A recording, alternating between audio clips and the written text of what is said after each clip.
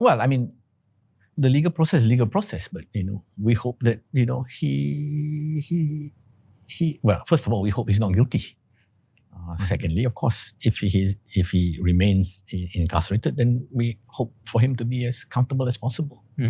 But you know what? I actually met the Prime Minister before he was Prime Minister. Before he was Prime Minister. And I presented to him this idea that we should set up this National Consultative Council to overhaul the system. And he said to me, you and I, we don't differ in terms of the end objective, but I think that when I'm Prime Minister, he was that confident that when I'm Prime Minister, I'll be able to do it through Parliament. Right? So we'll see. We'll see. It's still early days yet. Sure. We'll see. I mean, there is some progress, I have to say, but we'll see how far it goes. Okay. I personally don't think any Prime Minister has enough political capital to make the structural changes. Okay. Two is, I don't think any Prime Minister is big enough to make the necessary changes to weaken himself. That is always why I keep saying we need to go offline to change the system such that, we get the checks and balances. And remember in this context, when in 1998 we had the Asian financial crisis, Indonesia collapsed economically, right? And politically. They had many rounds of changes to the constitution, many changes in president and all before they settled down. Yeah. Malaysia, we insulated the country. The economy didn't collapse that much, and therefore the political system was untouched. Right? What we did do was we reformed the economy a little bit, GLC reform and stuff like that. We did that, but the political system remained intact. Right? So sometimes, countries need to go for renewals. Firstly, I didn't know where it would end up. As I said from the beginning, I just wanted him to realize what was going on and stop it. That's all I wanted. And two, of course, is there is somewhere within that I was always thinking of my father's legacy too. Sistem ni tak boleh salahkan seorang saja. You have to take the broader system and individuals in it into account for what occurred. Justice for Najib, what does that mean to you? I don't want to comment on the judicial process per se, but I think that he absolutely deserves justice, and I'm a little bit concerned that the whole focus of 1MDB is on one person only. That one, I don't think it's fair.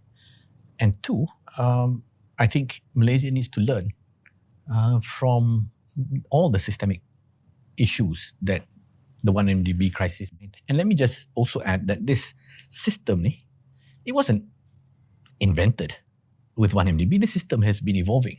There was the NEP and so on. And then there was the whole 80s where the powers of the sultans were reduced to be able to check and balance the Prime Minister. There was also the weakening of the civil service in favor of the politicians and the business people. So that was also part of the process that led us here. The system Tun Razak put in place for the purpose of rebalancing the economy was abused for many reasons, for power, but also for personal gain by a lot of people along the way, and such that we arrived at that situation today. 1MDB was, an extreme, abuse of that system. What we need to do now is reflect on this whole thing, and as a result of all the lessons learned, design something that will make Malaysia stronger. If you look at Indonesia today, the way they recalibrated the system. One of the things that I want to do, and this is somewhat contained in my book also, is to really capture the reasons why Malaysia had that sort of Westminster system in 1957, when the British said, for ex-colonies, if you're going independent, please take the Westminster system. This is the best for you. Total disregard whether it's suitable or not. Right? So we accepted that. But actually that system didn't work for us. You think it never worked for us? It never worked for us because the first election, 59, second election, 64, we were the priority was elsewhere. First election would just be independence, we were celebrating. Second election, it was confrontasi. So the real election where we focused on domestic issues was 1969. Of course, that system broke down. We had 22 months of Mageran. And during that time, we overhauled the system. So we must remember that today's system of government, checks and balances, etc., is actually Malaysia 2.0. 1.0 tak jadi, we got 2.0. After Mageran. And the 2.0 punya designers, Tun Razak, Tun Dr. Ismail, Tun Sambantan, dan lain-lain, they thought that this system was necessary for a time. Not forever, for a time. And I think with the new economic policy, they said 20 years. But unfortunately, once this 2.0 put in place, there was so much vested interest in preserving this system that we never reformed it. This system, this 1970 system remains in place. So I've argued elsewhere that Malaysia actually needs a 3.0. To relook at Malaysia today, relook at the system as it is, and evaluate whether we can enhance the system to suit the demands of today's global economy, today's Malaysians. No, I work with The Edge to research and expose what we thought was a massive financial scandal brewing at 1MDB. We lobbied many people to basically explain what we thought was going on and saying that, this needs to be investigated, this needs to be stopped, and it needs to be investigated. And sometimes I was collaborating with people even though they didn't know I was collaborating, because I would send them emails under a pseudonym, right? So that we could share what was going on. I mean, in the end of the day, maybe I lost track of the fact that it was Najib in charge, right? I was just very focused on this massive financial scandal because I could see the numbers. It was billions and billions. He has, told me what he knew and that he didn't know at the time, and what he said in public, and that's sure. Up to the legal process now, I guess. But it was painful because then I guess the political process took over, right? And then became larger than what you started. What happened, and you can't just say that 1MDB brought down the government. We don't know, right? Nobody knows. But basically, the government fell in 2018, and then we went through this whole recriminations about 1MDB, etc., which is still playing out today. Sure. And today, as far as I can tell, right, in Malaysia, one person has been held to account for everything, right? And that's difficult to swallow because you have a system in place against one person having too much power. You have checks and balances, and they all failed. The regulators failed, the other politicians failed, etc. The boards failed, and board of directors have fiduciary responsibility, right? So you cannot, as a board member, say, I did it because I took instruction from the political master. That doesn't wash, right? You have fiduciary responsibility. And if you breach that, you must be held to account, because otherwise, we have a system where, if the PM says something and you just follow, it's okay, right? You can always just blame the political master. That cannot be right. In the position of the Prime Minister, I called it the three-headed monster in my book. This race, corruption, and concentration of power. That's a three-headed monster. And I really, think that we still need to deal with the three-headed monster.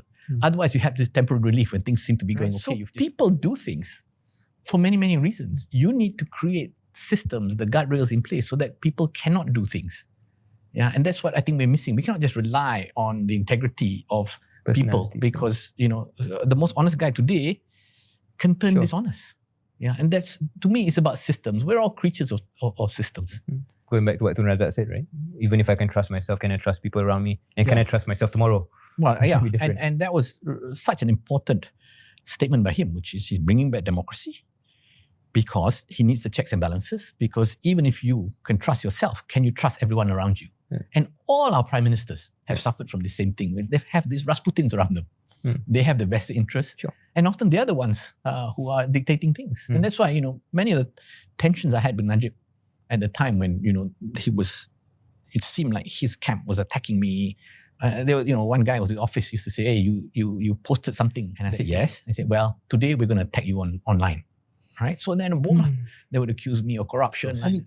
But how did that change the family dynamic? I mean, knowing that people working for your brother were going after you personally. It was difficult. You don't know at the time, it was difficult because sometimes when I would see him, we would do the formalities and as if nothing was going on. Right?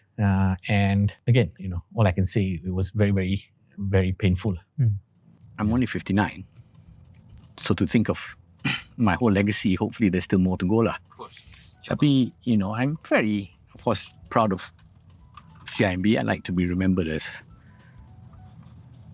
I guess, the person who spearheaded the transformation into this powerhouse. And beyond that, I think I'd like to good contributions to society.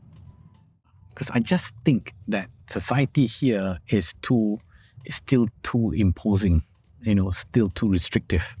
Maybe to some extent it's our education system where we don't encourage people to speak up, and that sort of nationalism and positivity has somewhat, diminished over the years. I think we've lost our way in terms of building of this Malaysian nation. From the day one, this whole thing was about building Bangsa Malaya, those days, right? And now Bangsa Malaysia. Yeah, I think that's a bit crude way of putting it. I'm a banker. I knew what was going on in the financial markets. And in 2009, this 1MDB, those days it was called Terengganu Investment Authority, issued a 5 billion ringgit bond. And when I looked at the terms of the bonds, it was inexplicable. The pricing was such that, somebody was making a lot of money in between. And that really concerned me because, I was running a GLC, I was a GLC bank. I was worried because it was also in the Malaysian bond market, and CIMB was very much one of the founders of the Malaysian bond market. Yes. And then, of course, my brother was PM and finance minister. What the hell's going on?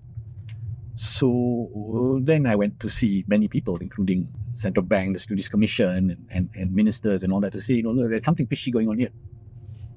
Then, that was the real driver, which is I wanted to bell the cat on there's something going on in 1MDB.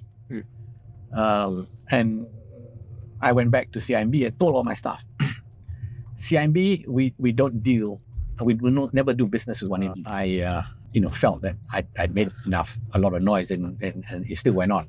Yeah, you had conversations? I had conversations with Najib and things got a bit uncomfortable with us. So it was a topic we kind of stopped talking about. This would have been This was 2009, 2010. Right. And then came 2013 when, the noise just grew about stuff going on in 1MDB. There were more fundraisings and all that. So I then heard intel coming from the company, from inside the company, that things were a bit fishy. Again, I went to see Najib and say, look, I think there's a big scam going on here. He seemed totally surprised and concerned. And I still don't know what happened after that, because after that he consulted. He seemed to consult other people, and whatever reasons best known to him, he didn't believe what I was saying. And it wasn't just me. Other people were also starting to say something fishy going on. Then I wrote an article called Remembering My Father. I never mentioned it very much, but between the lines you could read, people could read that this was, a sort of public rebuke about stuff that was going on, particularly 1MDB and to some extent the administration at that time. So Najib Camp got very upset. So before they had PWTC, this was where it happened. Election night was here. So you'll have boards here. Right. And they would just call up and announce the results. So this was the spot, yeah. So I remember here, 1974, when he won his own mandate. He became PM after Mageran. And then he returned to Parliament. And then he had his first general election in 1974. So it was so happy because then he formed Barisan National and they had their first victory. And the results came in here. To sort of lift Mageran is one of the reasons he should be remembered, because he could have hung around under that. Yeah. In fact, many people wanted him to continue under that kind of, to be a dictator. Yes. And including Mahathir at the time. Really, who thought going back. Democracy. I need democracy. Because I need the checks and balances. He said, because I don't trust myself. even if you trust yourself, can you trust everyone around you? Right? And you know that every prime minister in our history had that very problem, which is, often it's not them. It's people around them, the vested interests that collect around them. Sure. Because, when the PM changes, everybody around you can, right?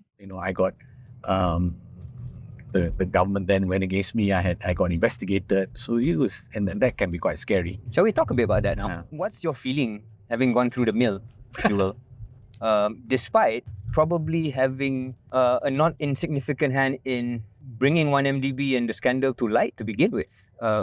I'm sure you didn't expect any favors, but maybe you didn't expect for yourself to be gone after by the government after 2018. Yeah, I was surprised. I guess in the end of the day, when I look back, I just think, look, I did what's right, what I felt was right.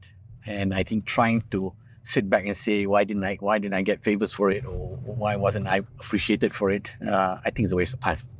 Because, people will say things and all that depending on, what suits them often. Yeah. Particularly in your business, your old business, the political business. Yeah. So I have no issue with the things I did, but it was challenging and initially quite distressing, I'm sure. Distressing and shocking that, look, there were people in government at that time after 2018 that said, look, thank you so much for bringing it to light, working together with the Edge and all that to bring this thing to light. And yet at the same time, people in that administration were kind of saying, you cannot, you have to resign from CIMB, and then, we need, you're suspected of this or whatever. So you get interrogated.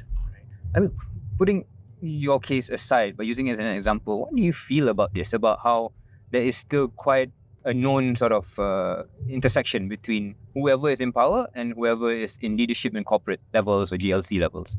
Is that something we just got to live with? Well, no, because I think we need to change. We need to change things. think we need to separate government from business. And I think this is the problem. After 2018, all GLCs were lumped together. Right? So whether you are like CIMB listed company, big listed company, Maybank, or you are Bank Pembangunan, or you are SCDC, you all called GLC. So therefore, the government in power then decides, okay, so you're GLC, so it is my hak saya lah to determine who is in charge or who what you should do and direct you and all that. And I think that's a big flaw in the system. Kita kena separate GLC yang kira strategic for development, and also GLCs macam CIMB, which is really companies where the government is investing only because there's not enough private sector money. I can already see the cynic saying, it's easy for Tan Sri Nazir to say this, but he benefited when his family or his brother was in charge, and now he's like high and mighty about it. How would you respond to that kind of? Because I think you need to look at my own track record lah. When I joined CIMB, we were not a government company. Yeah. Right? I joined CIMB, it was a private... It was even called CIMB. It was called CIMB. It was a private merchant bank. Right? Owned by listed company. And then when it did acquisitions and bought Bank Bhumiputra, that's when we became a GLC. Yeah, and I wasn't appointed by Najib. My career had nothing to do with Najib. And actually, where our careers intersected was only in sort of 2008, when he became Minister of Finance under the Badawi administration. Before that, we kept quite separate. And I know people say, you wouldn't be where you were if you weren't Najib's brother and all that, or Tun Razak's son, all that. But then, do you find, how do you handle that? Yeah, it's counterfactual. It's counterfactual. Yeah. In a very small way, I sometimes hear that of myself as well, and it's quite annoying. But for you, I can imagine it's even more, given what you've actually achieved. But I'm sure you've learned to make peace with that. Sort of you. You can't let it bother you. You just have to, you work, and the best testimony comes from people who work with me or for me. All of, to the best of my knowledge, no one resorts to that if you come in close proximity to me. Speaking of CIMB, we are in KL Central, driving past your old haunt. I'm sure you got so many memories that you keep with you? I'm very, very, very, very proud of what I did at CIMB. It was my career. It was 29 years. When I joined CIMB, I was employee number 69. And then when I became CEO, there were maybe 400-500 people. And then we grew it into different, a wider range of businesses. And then we grew it into Indonesia, Thailand, Singapore, etc., regional. So at its peak, CIMB had like 45,000 staff. And I was, I don't want to take all credit for it, but I was the ultimate leader for CIMB when it went from this small Malaysian merchant bank to this regional financial powerhouse. So it's there. And I'm glad also that since after I left, CIMB has continued to go from strength to strength.